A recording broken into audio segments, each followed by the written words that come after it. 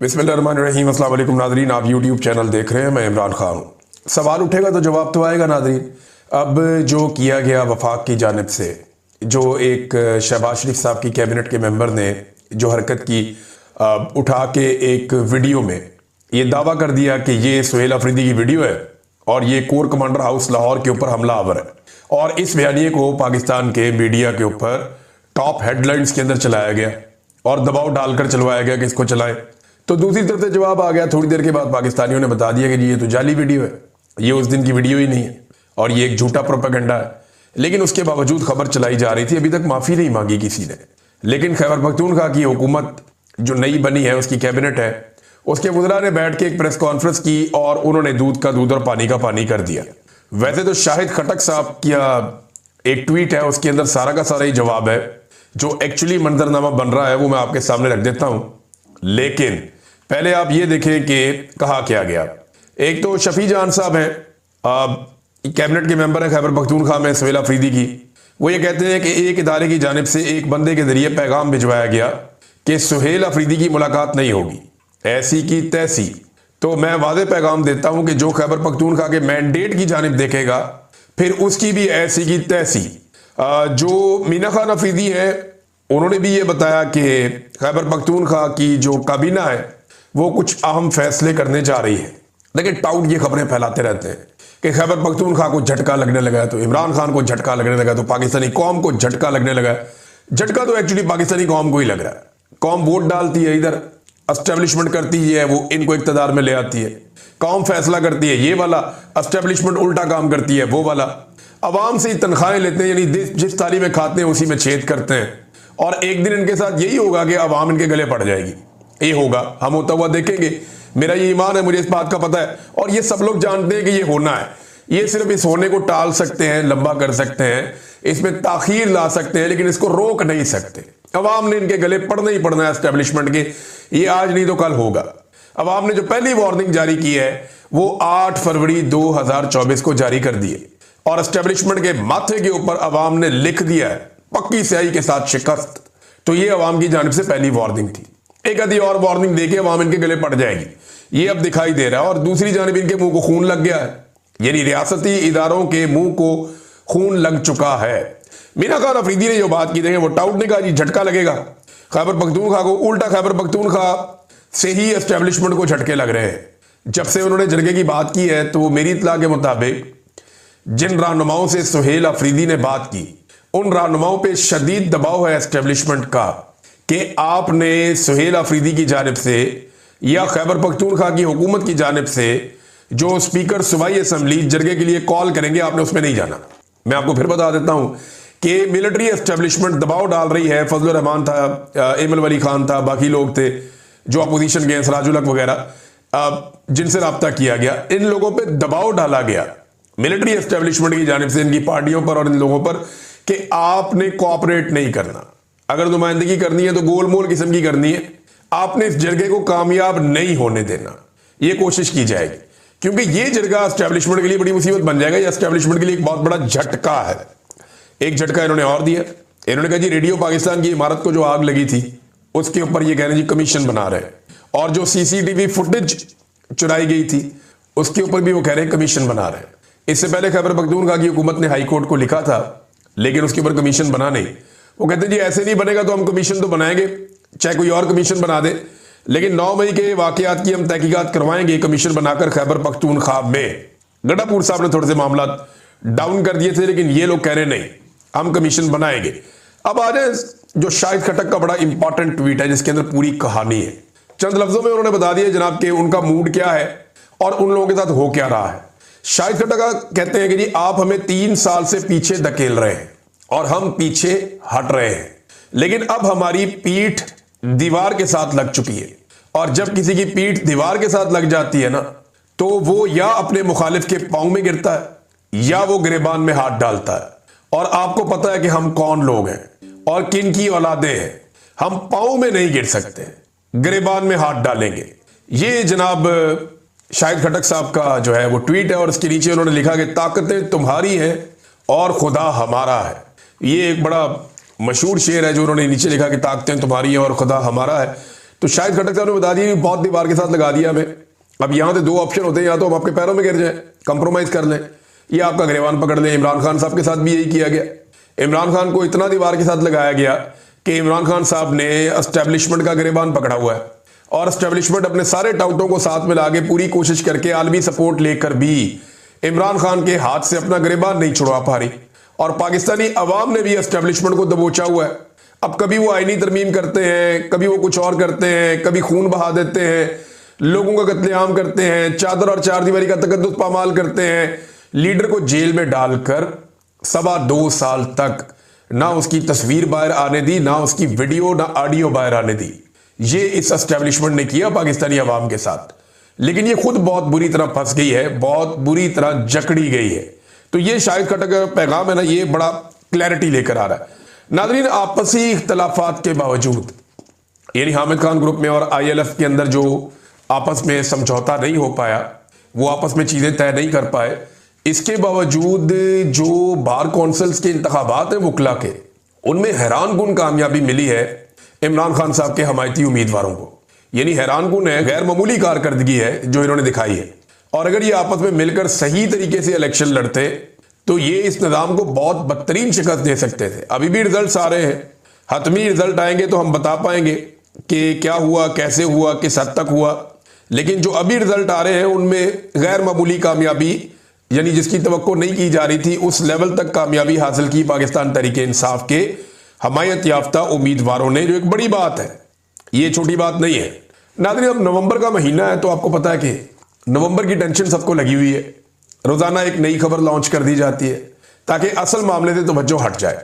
देखिए, अगर 27वीं आईनी तरमीम हो गई और आसिम मुनीर साहब को मन मर्जी की एस्टेब्लिशमेंट को कंट्रोल करने की दोबारा सलाहियत मिल गई, यानी वो एक्सटेंशन भी उनको मिल गई, 27वीं आईनी तरमीम भी हो गई, अगर ये मनमानियां हो गई तो फिर याद रखिएगा पाकिस्तान में जमहूरियत नहीं बचेगी।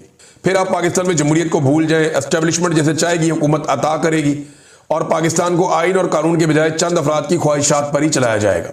रियासती इदारों के मुंह को मैंने आपको बताया पहले ही खून लग गया है, और इसके बाद हकीकी अवामी इनकलाब के अलावा ना सियासतदानों के पास कोई रास्ता बचेगा, ना ही अवाम के पास कोई रास्ता बचेगा।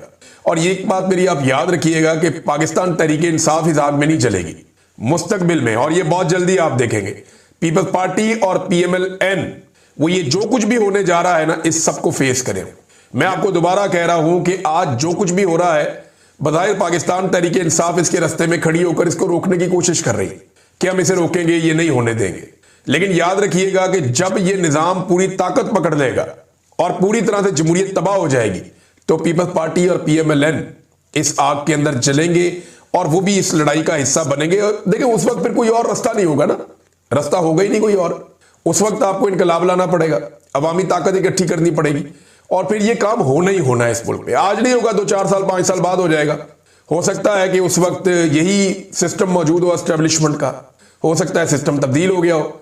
इससे बचना है तो इसका एक ही तरीका है कि अवामी मैंडेट का एहतराम करते हुए पाकिस्तान में इंसानी हकूक की जो पामालियां उनको बंद किया जाए, ह्यूमन राइट्स जो हैं उनकी वायलेशंस बंद की जाए, आज़ादी इज़हार राय दिया जाए, अदलिया को आज़ादी दी जाए। तो ये सारी चीज़ें अगर पाकिस्तान में की जाए, रूल ऑफ लॉ हो जाए, तो फिर शायद इससे बचा जा सकता है। अदरवाइज बचने का दूसरा रास्ता कोई नहीं है। ये सारे लोग कटहरे के अंदर आएंगे और जल्दी आएंगे, क्योंकि हालात पाकिस्तान के बहुत बुरी तरह से तबाह हुए हैं। वज़ीर-ए-आज़म हाउस में एक ब्रीफिंग दी गई है, बल्कि एक वार्निंग है जो वज़ीर-ए-आज़म हाउस में दी गई है। शहबाज राणा साहब ने इसके हवाले से खबर भी जारी की, और कारोबारी हजरात गए थे वज़ीर-ए-आज़म हाउस में। उन्होंने जाके वहां पे मुलाकात की और वज़ीर-ए-आज़म को उन्होंने वाजे करके ये बता दिया कि हमारी जो बरामदात हैं वो बहुत तेजी से गिर रही हैं। देखिए, किसी भी मुल्क का जो इन्हिसार होता है, पाकिस्तान जैसे मुल्क का, कि पाकिस्तान में ज़र मुबादला है, वो चंद चीज़ों पे होता ना, या तो सयाहत आ जाए पाकिस्तान में, या बहुत बड़े पैमाने पर रेमिटेंसेस आ जाए पाकिस्तान में, या बहुत बड़े पैमाने पर पाकिस्तान में सरमायाकारी आ जाए। ये तीनों चीज़ें तो नहीं हो रही, ये नहीं हो रही। अब एक चीज़ रह जाती है कि या तो आपकी एक्सपोर्ट्स बहुत ज़्यादा बढ़ जाएं, जो चीज़ें आप पैदा करते हैं या बनाते हैं वो पूरी दुनिया में आप भेजें, और इतनी बड़ी मिकदार में भेजें कि आपको ठीक ठाक डॉलर पूरी दुनिया से पाकिस्तान में आ जाए। तो कारोबारी हजरात ने बताया कि जनाब, हमारी जो बरामदात हैं या हमारी एक्सपोर्ट्स हैं वो बहुत तेज़ी से गिर रही हैं, बहुत रफ्तार से नीचे जा रही हैं लगातार। इमरान खान साहब के दौर में बहुत पीक पे चली गई थी, अब बिल्कुल नीचे जा रही हैं। नई सनतें लगने की बजाय पुरानी सनतें पाकिस्तान में बंद हो रही, ये बताया गया उन्हें। गैर मुल्की सरमायाकार मुल्क से भाग रहे हैं, आप कुछ करें, अभी कुछ ना किया तो बहुत देर हो जाएगी, ये शहबाज शरीफ को बताया गया। और अब एक फॉर्मूले पे काम किया जा रहा है कि टैक्सेस को कुछ कम किया जाए। कोई 1100 अरब का लगभग बोझ है जो खजाने के ऊपर आएगा कि टैक्सेस को कम किया जाए। पहले ही ये अपने अहदाफ पूरे नहीं कर पा रहे, IMF इनके गले की हड्डी बना हुआ है, और अब अगर ये टैक्सेस कम करते हैं तो दूसरी तरफ फंस जाएंगे, क्योंकि कारोबार को बढ़ाने के लिए आपको टैक्सेस कम करने पड़ेंगे।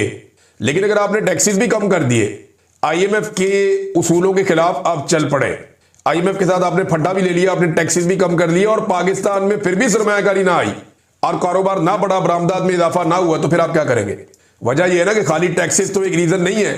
या मैं बरतानिया में इस वक्त मौजूद हूं, इस मुल्क में जितने टैक्सेस हैं शायद दुनिया में ऐसे जालिमाना टैक्सेस ना हो, लेकिन लोग ये टैक्सेस देते हैं, यहां पे धड़ाधड़ कारोबार करते हैं। लोग क्यों करते हैं? उन्हें लगता है कि उनका पैसा यहां पे महफूज है। पाकिस्तान में लोगों को लगता है उनका पैसा महफूज नहीं है, उनकी जिंदगी महफूज नहीं है, उन्हें आजादी नहीं है। मिसाल के तौर पर खौला चौधरी साहिबा है, ये पाकिस्तान तहरीक इंसाफ से इनका ताल्लुक है। ये उम्रे पे जाना चाह रही थी अपने शौहर के साथ, तो ये एयरपोर्ट पहुंचे तो इस खातून को और इनके शौहर को वहां से नामालूम अफराद थे सादा कपड़ों में, वो इनको पकड़ के ले गए, फिर अदालत में पेश किया। अब इनका मुकदमा चल रहा है। आप अंदाजा करें कि ये मुल्क किस लेवल तक पहुंच गया कि कोई उम्रा करने के लिए नहीं जा सकता, कोई हज करने के लिए नहीं जा सकता, कोई अपने किसी कारोबार के सिलसिले में नहीं जा सकता। अगर आप एस्टेब्लिशमेंट की गुलामी अपनाते हैं तो आपको थोड़ा सा रिलीफ मिल जाएगा, लेकिन जैसे ही आपने किसी जगह पे 19-20 किया, आपकी एक पोस्ट आपके साथ ये कर सकती है कि आप क्रिकेट टीम से बाहर हो सकते हैं अगर आप बड़े अच्छे प्लेयर हैं। इसके बावजूद आपकी सोच आपको बाहर, जब तक आप जूते पॉलिश नहीं करेंगे इस मुल्क में आप तरक्की नहीं कर सकते। एस्टेब्लिशमेंट ने ये सेट पैटर्न बना के रख दिया है। अब इसके ऊपर जो है, ये जो मामला मैंने आपको बताया, human right council of Pakistan ने एक बयान भी जारी किया है, और वो ये कह रहे हैं कि खौला चौधरी और उनके शौहर आरिफ रिंद की एयरपोर्ट से मुबैना गिरफ्तारी पर तशवीश का इजहार। खौला चौधरी को उनके शौहर के हमरा उम्रा की अदायगी के लिए रवानगी के वक्त सिविल कपड़ों में मलबूस एहलकार एयरपोर्ट से अपने हमरा ले गए। खौला चौधरी पर किसी किस्म का मुकदमा दर्ज नहीं है। मुकदमा ना दर्ज होने के बावजूद उन्हें हिरासत में लेना ना सिर्फ अफसोसनाक है, बल्कि ये शहरी आज़ादियों और बुनियादी इंसानी हकूक़ के तकाज़ों के मुनाफी है। Human rights council of Pakistan ये मुतालबा करती है कि इस वाक़े की शफाफ और गैर जानिबदाराना तहकीकात की जाए, खौला चौधरी और उनके शौहर को फौरी तौर पर रिहा किया जाए, और मुस्तकबिल में ऐसे इकदाम से गुरेज किया जाए जो शहरियों के आईनी और इंसानी हकूक़ को मुतासर करते हैं। हम कौन लेकर आएगा सरमायाकारी पाकिस्तान में? मैं ये खबर पढ़ के सुना रहा हूँ, जो लोग इस खबर को सुनेंगे वो ये कहेंगे यार पाकिस्तान के अंदर तो बंदा जाके फंस जाता है, वो जेल है, उससे मैं बाहर कैसे निकलूंगा, लोग कैसे सरमायाकारी लेकर आएंगे? तो ये गंद पाकिस्तान में मारा गया, बार बार मारा गया। अब ये कहते हैं जी कि हम थोड़ा सा कुछ टैक्सेस में रिलीफ देना चाह रहे हैं। अगर ये टैक्सेस में रिलीफ देते हैं तो इनका बजट मुतासिर हो जाएगा, ये पैसा इकट्ठा नहीं कर पाएंगे, तो पैसा कहां से लाएंगे? IMF को तो चले डोनाल्ड ट्रंप कुछ अरसे के लिए संभाल लेगा इनके कहने पर, लेकिन जिस तरह डोनाल्ड ट्रंप के अब ताल्लुकात इंडिया के साथ बनना शुरू हो गए हैं, दिफाई मुआहदे में चले गए हैं, तजारती मुआहदा बहुत करीब है उनका, और जब वो उसको अचीव कर लेंगे तो पाकिस्तान एक न्यूट्रल स्टेट के तौर पर ही रहेगा। ट्रंप को सिर्फ पाकिस्तान से काम है, कोई जाती ताल्लुक तो है नहीं, ना कोई एक दूसरे के फुप्पी के पुत्र है, ये कोई ताल्लुक नहीं है जाती नौइयत का। शहबाज शरीफ साहब ने जिस लेवल की गिरावट का सबूत दिया, जिस तरह ललचाई हुई नजरों से वो डोनाल्ड ट्रंप को देख रहे थे, एक आंख छोटी करके, उनके चेहरे की चमक उस पॉलिश से ज्यादा मुझे दिखाई दे रही थी। उनको आलमी सतह पे कहा गया शू शाइन बॉय, आलमी सतह पे कहा गया। कितनी तकलीफ वाली बात है, शू शाइन बॉय, कि जो जूता मिलता है पॉलिश शुरू। ये हमारे वजीर आजम के लिए कहा गया, आलमी सतह पे कहा गया, बहुत अफसोसनाक है। बहरहाल इकॉनमी की हालत तो आपके सामने बता दिया वजीर आजम को आकर लोगों ने कि जनाब चीजें नहीं संभल रही, हालात बहुत पतले हैं। एक और खबर है, और ये मुराद सईद के हवाले से। मैंने आपको बताया था कि स्वात में एक होटल के ऊपर छापा मारा गया, इस शक पर एजेंसियों ने मारा कि यहां मुराद सईद छुपा हुआ है, लेकिन मुराद सईद वहां पे मिला नहीं। तो ये 50 के करीब बंदे वहां पे घुसे थे, इन्होंने बड़ी धक्कम पेल भी की, बड़ी बदतमीजी भी की लोगों के साथ, लेकिन मुराद सईद नहीं मिला इन्हें। अब वहां पे एक जरगा हुआ मुराद सईद के हवाले से, जो मुबैना कार्रवाइयां हो रही हैं उनके खिलाफ एक एहतजाज भी हुआ, और डॉक्टर अमजद अली खान साहब के हुजरे पर एक जरगा हुआ जिसमें मुराद सईद से लोगों ने यकजहती का इजहार किया। उन्होंने कहा जी कि गैर कानूनी कार्रवाइयों की मजम्मत करते हैं और इनकी कोई गुंजाइश नहीं है, अपने रहनुमाओं और उनकी फैमिली की हिफाजत करेंगे। देखिए एक चीज खैबर पख्तूनख्वा की हुकूमत को, पुलिस को भी साफ बतानी पड़ेगी कि अगर आपने ड्यूटी करनी है और यहां पे काम करना है तो फिर कोई और यहां पे कोई छापा नहीं मारेगा आपकी मर्जी के बगैर। कोई ऐसा कानून नहीं है कि आप किसी को गिरफ्तार कर लें या उठाकर ले जाएं पुलिस के बगैर, ये आप नहीं कर सकते। हाँ, सिर्फ एक जो है वो कानून मौजूद है खैबर पख्तूनख्वा में, जिसको पाकिस्तान तहरीक इंसाफ ने कहा था हम खत्म कर देंगे। जिस कानून के तहत फौज खैबर पख्तूनख्वा में ऑपरेशंस कर रही है, तो पाकिस्तान तहरीक इंसाफ को वो कानून खत्म करना चाहिए। वो खत्म कर देगी कानून, तो उसके बाद कोई जवाब किसी के पास नहीं है किसी के ऊपर हाथ डाल देगा। फिर तमाम इख्तियारात पुलिस के पास होंगे। पुलिस को आप पूछ सकेंगे बाद में कि भाई ये काम क्यों हुआ, ये कैसे हुआ। पुलिस फिर रिस्पॉन्सिबल बन जाएगी। तो खैबर पख्तूनख्वा की हुकूमत उस तरफ अभी बढ़ रही है, आहिस्ता आहिस्ता आप चीजें तब्दील होती हुई देखेंगे। ये मुझे नहीं लगता कि सुहेल अफरीदी बिला वजह जा रहा है बार बार अडियाला जेल, ये गिनती पूरी कर रहा है। लेकिन 4 चक्कर सुहेल अफरीदी के अडियाला जेल के लग गए, 5वां चक्कर परसों लगेगा मंगल वाले दिन, और फिर जुमेरात को 6ठा चक्कर लगेगा। और ये प्रेशर एस्टेब्लिशमेंट के ऊपर बढ़ता जाएगा कि देखें मैं 1 दफा आया अदालती ऑर्डर लेकर, 2 दफा आया, 3 दफा आया, 4 दफा आया, 5 दफा आया, मैं 10 मरतबा आया अदालती ऑर्डर लेकर, आपने मुझे नहीं मिलाया। अब मुझे अदालत इंसाफ नहीं दे रही, मुझे ये निज़ाम इंसाफ नहीं दे रहा, मेरा कानूनी और आईनी हक मुझे नहीं दिया जा रहा, लिहाजा अब मैं अवामी ताकत के साथ आ रहा हूं क्योंकि आपको कानून की बात समझ नहीं आती। ये जवाब खुद सुहेल अफरीदी के लिए पैदा कर रही है ये रियासत, और वो बड़ी खामोशी से इस जवाब को पैदा होने दे रहे हैं। नाज़रीन, एक तरफ मरियम नवाज जो है वो टीएलपी को कुचल रही है, तहरीक लब्बैक पार्टी को, और वो बड़ा जबरदस्त, मैंने पिछले वीलॉग में आपको बताया कि उन्होंने एक पंफलेट भी जारी किया पंजाब गवर्नमेंट ने कि जनाब मौलवी जो है वो इसके ऊपर इकरारनामा करें, तो बड़ी अच्छी बात है। दूसरी तरफ मैं कैप्टन सफदर की एक तकरीर सुन रहा था। कैप्टन सफदर कहता है या अल्लाह मुमताज कादरी पैदा कर। कैप्टन सफदर ने वहां बड़ी उछल उछल के तकरीर की है, बड़ी जज्बाती किस्म की मजहबी तकरीर मौलवियों को बैठा के, और जहाद फी सबीलुल्लाह का भी उन्होंने ऐलान किया है कैप्टन सफदर ने वहां पे, और अकलियतों के खिलाफ किया है। लेकिन मुमताज कादरी पैदा करने के लिए दुआ बार बार मांगी है। एक तरफ मुमताज कादरी के जो बेनिफिशियरी हैं टीएलपी पार्टी, जो ये कहते हैं कि मुमताज कादरी की दुनिया से जाने के बाद, उनकी फांसी के बाद, ये पार्टी जो है वो एकदम ऊपर की तरफ आई थी टीएलपी, और उसका इन्हें बड़ा फायदा हुआ था। उनके जनाजे से ये मामला खुल के बहुत बड़ा हो गया था। अब वहां कैप्टन सफदर ने ऐसा लगता है कि एक नई टीएलपी बनाने का फैसला कर लिया है, तो मरियम नवाज किसी और तरफ चल रही है, कैप्टन सफदर किसी और तरफ चल रहे हैं। वैसे मुमताज कादरी ने किया क्या था, एक गवर्नर को कत्ल कर दिया था, उसकी सिक्योरिटी में था। तो अगर एक और मुमताज कादरी पैदा हो गया तो क्या मरियम नवाज को कत्ल कर देगा, उसकी सिक्योरिटी में होगा। कैप्टन सफदर चाहते क्या हैं, क्या करना चाहते हैं? मरियम नवाज साहबा को कैप्टन सफदर से पूछना चाहिए कि आप क्या चाहते हैं, आपकी ख्वाहिश क्या है। एक नया मुमताज कादरी पैदा कर, तो मुमताज कादरी से आपने क्या काम लेना है? यानी वो अपने मुंह से कहता था सलमान तासीर, वो अब इस दुनिया में नहीं है, कि मैं गुस्ताख रसूल नहीं हूं। वो अपने मुंह से बहुत सारी बातें करता था। उलमा इकराम पाकिस्तान की जो जय्यद है, उन्होंने कहा कि नहीं मुमताज कादरी ने ज्यादती की थी, पाकिस्तान की अदालत ने उसको सजा दी थी। लेकिन यहां क्या हो रहा है, यहां मरियम नवाज का शौहर कह रहा है कि एक और मुमताज कादरी पैदा कर। तो किसके लिए पैदा करना है? आसिम मुनीर साहब के लिए करना है, मरियम नवाज के लिए करना है, शहबाज शरीफ के लिए करना है? किसके लिए पैदा करना है एक नया मुमताज कादरी? ये कैप्टन सफदर से बुला के पूछा जाना चाहिए, वही इसका जवाब दे सकते हैं। अब तक के लिए इतने, अपना ख्याल रखिएगा, अपने इस चैनल का भी। अल्लाह हाफ़िज़।